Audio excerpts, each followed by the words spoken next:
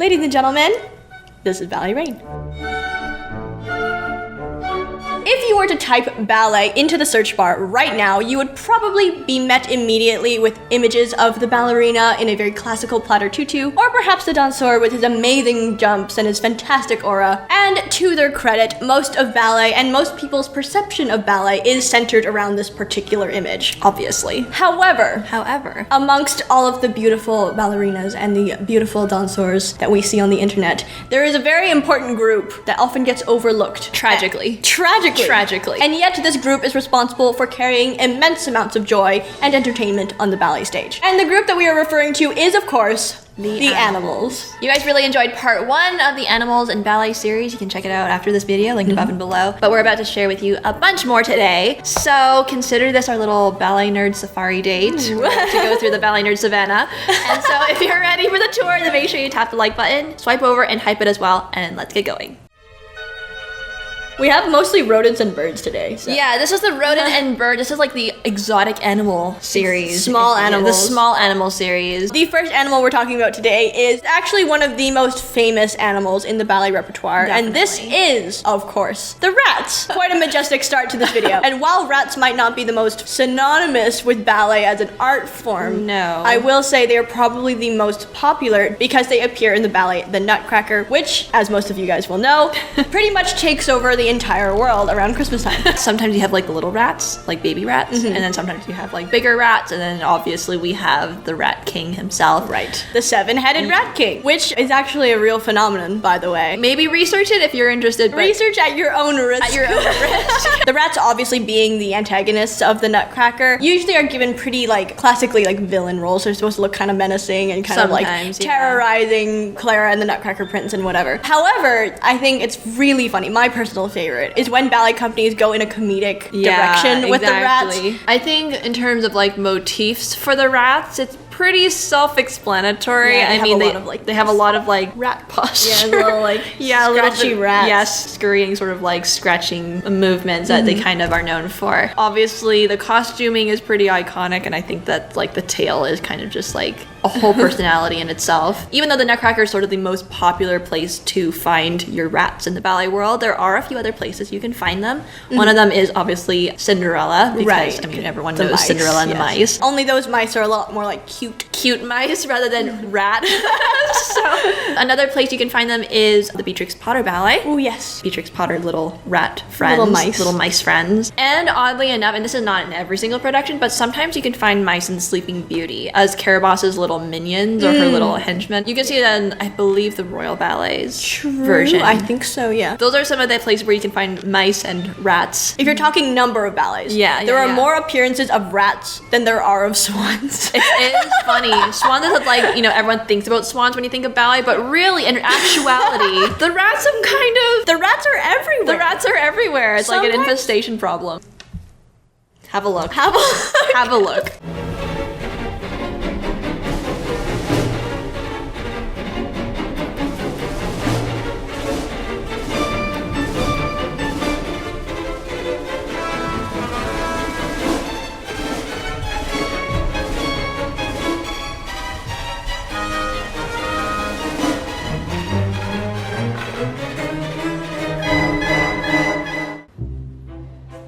Moving right along to a slightly more conventionally cute, adorable, beautiful, liked animal.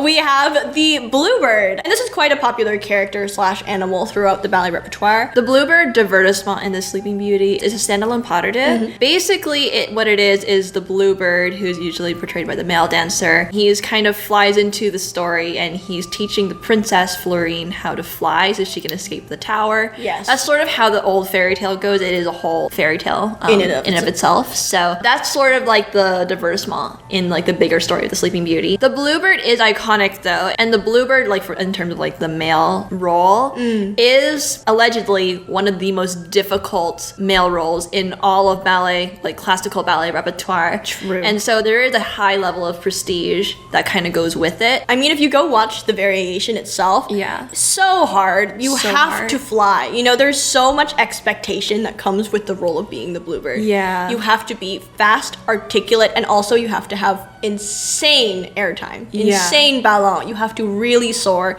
whilst making it look as natural as walking. It's one of my favorite male variations. True. Musically, choreographically, and costume, everything. Yeah, everything. I think the whole thing is fantastic. In terms of motifs here, there are quite a few that both the male and female dancer kind of share throughout this pas de deux. Yes. One of them is this specific posture here. Florine does this mostly, the princess, because it's supposed to be like she's listening And, for like, the looking bird for the and like bluebird. looking for the bluebird because he's flying this way. Oh, he's flying that way. That's true. You know, and so she has a lot of like, oh, she's listening. She's listening for the bird. Obviously, the bluebird himself, he's going to have a lot of this sort of flying motion. If you were to watch the coda, he does that really long diagonal of brise volet. Yeah. It's all flying with the arms. So it's not quite Swan Lake. Not swan like with both arms at the Yeah, same time. but it's kinda like a going little this way. alternating. Yeah, We exactly. might, if we're lucky, we might get a little Yeah, a little bit of like shimmering action here, which we love I it. personally love It's it. perfect for little birds. But there's a lot of focus on batterie in the bluebird. Because, I mean, obviously, brise volet, we have a lot of entrechâssis. It's a small bird. It's not like a big, soaring... Yeah, it's not an eagle, it's not a swan, it's not anything like that. It's a little bird, and if you see, you know, birds fly across your yard, for instance, you'll see, like, they kind of have this little pattern where they kind of just, like, whoop, whoop, whoop. Having these motifs where, and even steps, like brise volet, you're kind of throwing the weight forward and backwards, and it kind of gives that effect of, like, he's just kind of flitting around in that way. I love the bluebird. So do variation, I. And the bluebird pas de deux. Yeah, and it's beautiful. That whole section of the Sleeping Beauty it's famous for a reason, you guys. It is. So highly recommend you guys go watch it because It's iconic, One for of the one. most iconic animal roles in the ballet rep.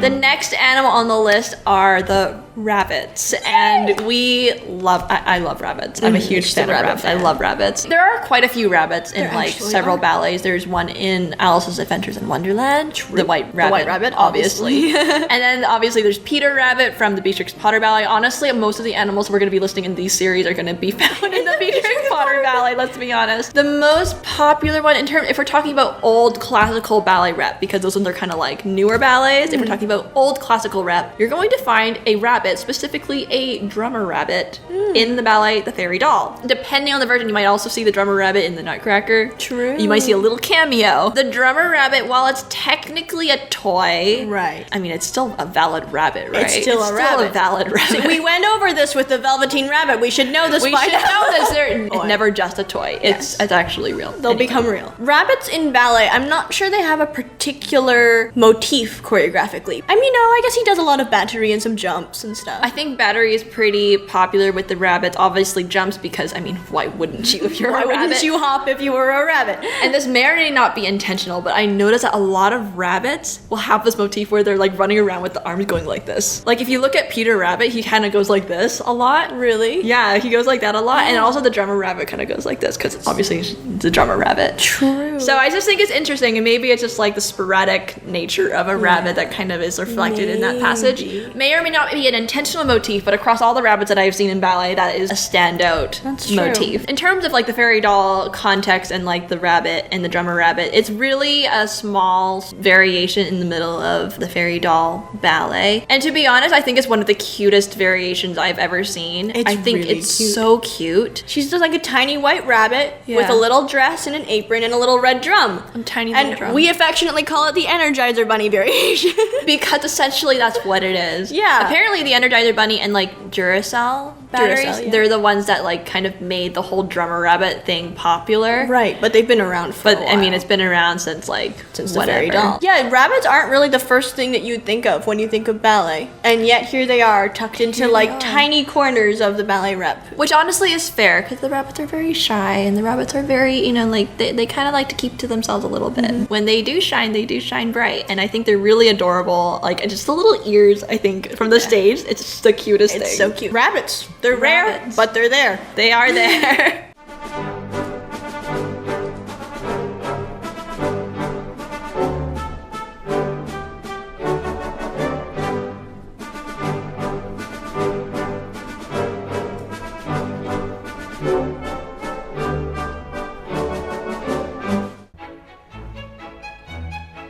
The next animal, and we're very excited for this one, This is my favorite of the list. one of our favorites on the list. Obviously, we have to mention the pigeons. Pigeons!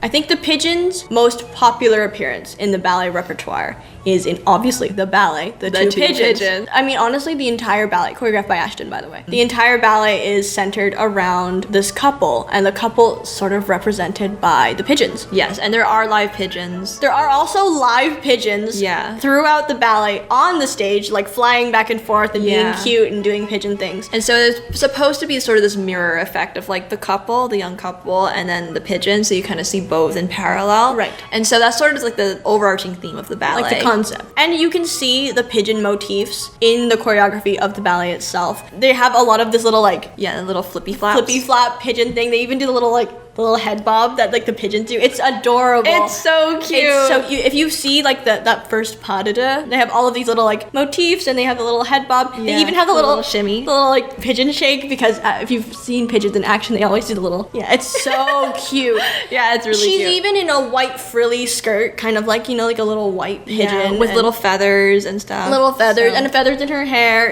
It's very, very pigeon coated. And so this is sort of a double pigeon whammy, because there are not only are there the motifs of the pigeons in the dancing and the choreography and the dancers themselves, but there are also legitimate live pigeons. When he comes in at the end, he has the pigeon on his shoulder and everything. And he brings it to her. Oh my god. So cute. And the last one flies in at the end. Oh, it's so cute. It's always fun having live animals on the stage because, you know, obviously they're such talented animals and they're really just fantastic little co-stars.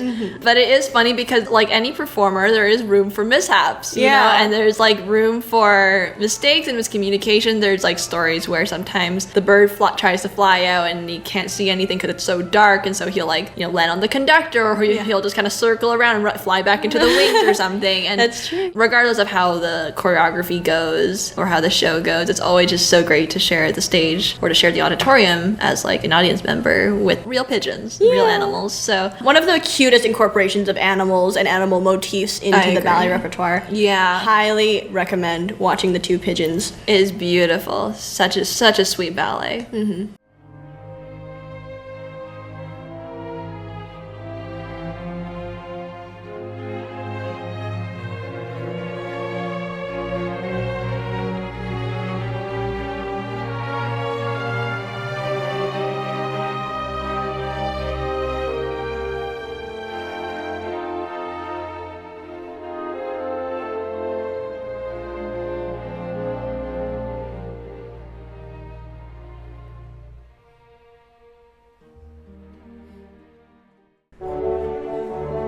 Okay. Oh my god, I've been waiting for this one. I know. I'll let you intro this one because you're clearly very excited. Okay, you guys don't understand. I've been waiting to introduce you guys to this ballet for years, since we started the channel. I'm not even joking. We have this whole database of videos that we want to film and we want to create for you guys. A lot of them are our ideas. A lot of them are y'all's ideas. Like if you guys like give us suggestions, we usually type it in and put it in the database. And one of the ones that have been around since like before Ballet Rain made it onto like a channel on YouTube has been this specific ballet. And we've not been able to do it because of copyright. And so we have not been able to share it with you guys, but we will today. Bear with us. Yeah, we've just never gotten around to it. This is the final animal of today's list, and this is, you guys, the penguins. Penguins! And now you're over here like, where are the penguins? I have never in my life seen penguins in a ballet. Now you will. Now you will. This is a fantastic little ballet. It's pretty obscure, I think. It's very obscure. And it is a ballet choreographed by David Bentley to music by Simon Jeffes, and it's called Still Life at the Penguin Cafe. Which is honestly the cutest little name for a ballet, in my opinion. And the first opening bit consists of, you guys, penguin waiters. Penguin waiters. Because it's a penguin cafe, you guys. The penguin cafe. The penguin cafe. They come out with their little platters of like martini glasses or cocktail glasses or whatever, and they're in a little tux and a penguin head. It's so cute. The little penguin feet. I know. Little yellow penguin feet, and they do these little like they like move the way penguins They would. really They like do. kind of swirl around Yeah. and they like kind of waddle a little bit, but in a very elegant balletic penguin way. It's very cute. So I think in terms of the motifs, that is sort of what it is. They kind of have this whole like keeping the arms and the legs fairly close to the body somewhat, and they kind of just like waddle around. It has this very like swaying sort of penguin motion. You guys, it's so cute because It's adorable. the costumes, you guys, it's penguins in tuxes. It's like little tux penguins. The Mary Poppins penguins, Just like it's that. like that, but like come to life. Yeah, and it's yeah. adorable. And they have their little platters, and they're just swirling around, doing their little penguin dancey things. It's so cute. I think the entire ballet has a lot of other animals as well. There's a lot of it's sort of rare animals as well, Yeah. because I think the whole ballet is It's like an ode to endangered endangered species. Yeah. So that's kind of the concept of the ballet, is to Yeah. kind of highlight these endangered species. Yeah, and like the climates at which they're living. And Yeah, it's a poignant ballet. Like, obviously it's entertaining, but I think it does have sort of like that thoughtful sort of vibe feel, to it. But the opening number is probably my favorite. I think the It's music's so adorable, cute. and then like the choreography's adorable, and the penguins, the penguin suits are just elite. Love it. And this is such a rare ballet. I'm praying they don't take it down as I say this, but they do have a full recording of it on the internet somewhere. If you look up Still Life at the Penguin Cafe, Yeah, go it's kind look of for it. it's kind of grainy footage. It's kind of old. However, you can see them and you can see the penguin waiters. So Yes. I'm praying they don't take it down. If they do, we'll preserve a little clip of it. It Right. may or may not be the original music, We'll but see. Here you go. hopefully it doesn't get taken down.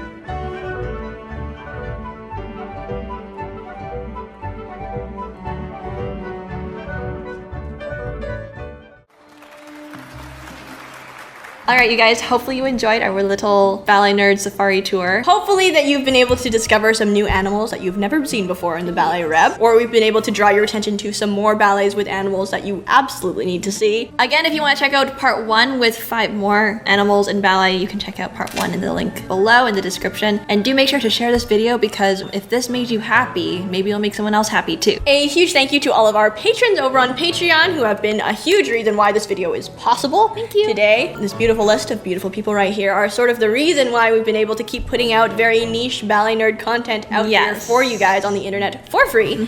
If you would like to come alongside us and help us support more ballet nerd content in the future, join our list of patrons by clicking the link in our description box, or you can visit patreon.com/balletrain, and we would be so greatful and so excited to see you over there. And anyways, I think that is all from us for now. This is Ballet Rain signing off until the next video. Bye!